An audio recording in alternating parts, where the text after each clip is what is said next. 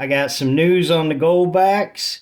I have a new website that I just found out about, and I want to go over a very real disease or syndrome that a heavy alcoholic can experience. Hello, everybody. Welcome to Sobriety and Silver.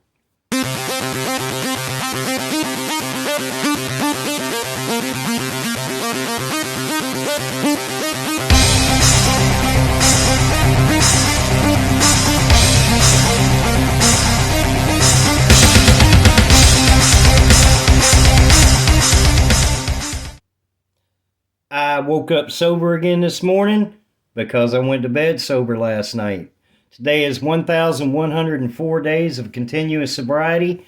It is day 140 of stacking silver, and I absolutely love that. All right, what I would like to get into today, first, the Goldback. Now, in one of my other videos, I said that I had invested a little bit of money in the UPMA program, United Precious Metals Association, through Alpine Gold. Now, I only bought 5 Goldbacks. I didn't put a lot of money in it, and I got them at $5.20 a piece. And, of course, they store them, and I'm going to lease them to get the 2%. But when I got them at $5.20 a piece, today they are worth $5.38 a piece. So they've gone up 18 cents just in a few days. Now, technically, if I wanted to, I could sell them back to Alpine Gold, and they would send me the fiat dollars in exchange. But I'm not going to do that because I want to keep going with this program so I can let you guys know, someone that's on a very limited budget, if this works out or if it's a bust or whatever. So far, hey, each one has gone up 18 cents in a couple days, so we'll see.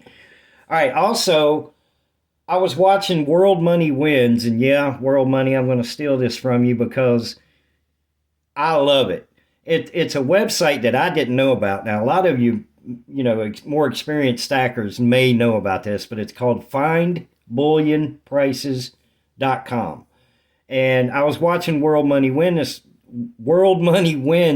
this morning, and he mentioned this website. And I immediately went to it, and you can find gold and silver at spot prices. If you go to the website and then click on the little three little lines, it'll say silver at spot or whatever, you'll see it. But then it gives you a list of each company or each bullion dealer that's selling what for spot, whether it be gold, silver, quarter ounce, whatever. And it's just neat. And I thought if you didn't know about that website, maybe it'd be a good idea to share it in my video so you can go check it out. So anyway, thank you, World Money Wins. That really helped. And I will use that because now hopefully I can try to start getting away from eBay where I don't have an LCS around me.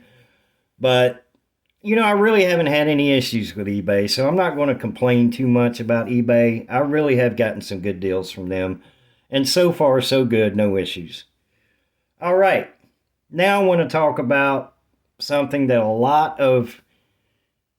going to say a lot. I personally, when I speak to somebody about this condition or this syndrome, most of them have not heard about it. And I'm talking about active alcoholics and even recovering alcoholics. They have never heard of this. And the technical or medical term is Wernicke-Korsakoff syndrome. Also known as wet brain is what you may have heard it as. That person suffering from wet brain. And it's a neurological condition that I keep saying a lot of. It's not a lot of because I really don't know the statistics. I could look it up. But an alcoholic, a severe alcoholic who has been drinking for a long time and drinks heavy like I did, has the possibility to develop this syndrome. And it's caused by alcohol blocks or interferes with the absorption of thiamine, which is vitamin B1. And that's kind of important to the body. Now, the Wernicke-Korsakoff syndrome, each one, Wernicke is its own syndrome, and Korsakoff is its own syndrome. So the first phase, the Wernicke, uh, it's called Wernicke's encephalopathy. You get confusion, mental fog, ataxia, which is lack of muscle coordination, and double vision, things like that.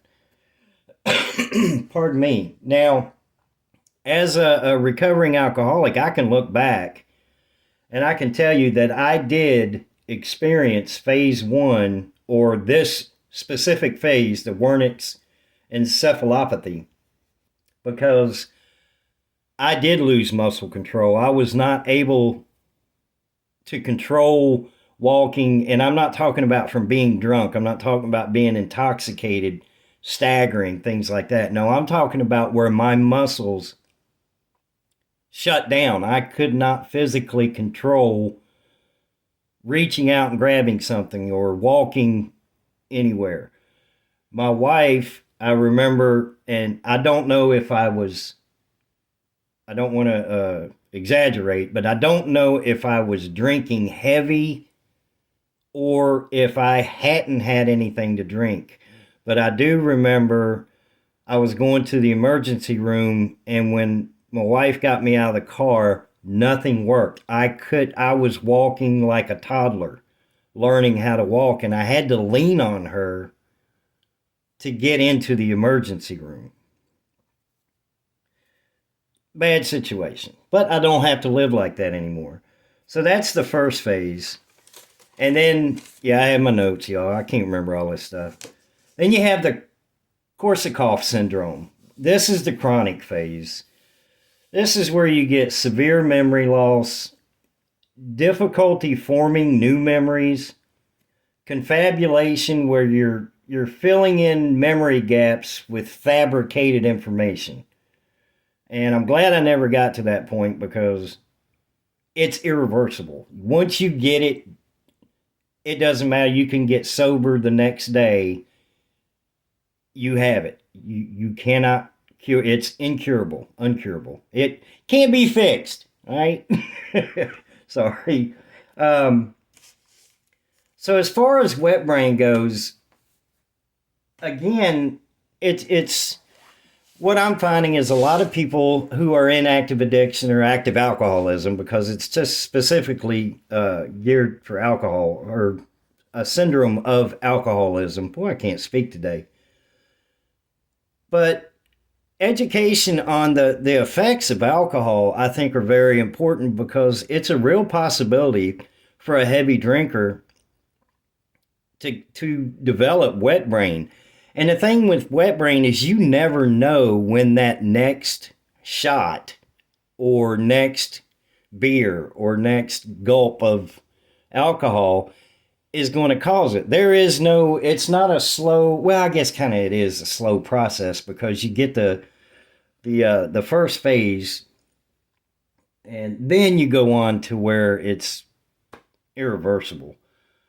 So I encourage everybody, if you are a heavy drinker, just Google wet brain. It's scary what can happen to the body from alcoholism. And I'm blessed that I got sober when I did, because I would think that I was very close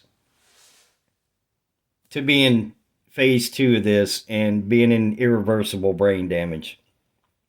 And that's exactly what it is. It's brain damage. And you can't fix it. I've said that 100 times, but I'm trying to stress the importance of, if you are an alcoholic, educating yourself on what alcohol does to the body may help you get sober, because it's very dangerous. Alcohol is rough on the body. So with that, I do thank you guys for sticking around. If you have not liked, shared, and subscribed, please do so. We're at 481 subscribers right now, trying to hit 500 by the end of the year. It's going really good right now. I do thank the viewer who sent me the tubes. I got my copper in the tubes. I have my Roosevelt dimes. I have my Mercury dimes. I have my quarters. And I thank you for that. These are being put to good use. I still have a few more to go, but I'll get them in there. If you are struggling with any kind of alcohol or drug addiction, I encourage you to get the help you need. Don't give up. Don't worry about yesterday. Don't worry about how many times you've relapsed. Get the help you need. Go to bed sober. You wake up sober. And when you wake up sober, you have a head start on life. You have a head start on the day. No matter what the day brings, you're starting it out sober. And the ultimate goal, no matter what that day brings, is to go to bed sober. Just keep that in mind, that no matter what you go through during the day, eventually that's going to end and you can go to bed sober. You guys have a blessed day, and I will see you in the next video.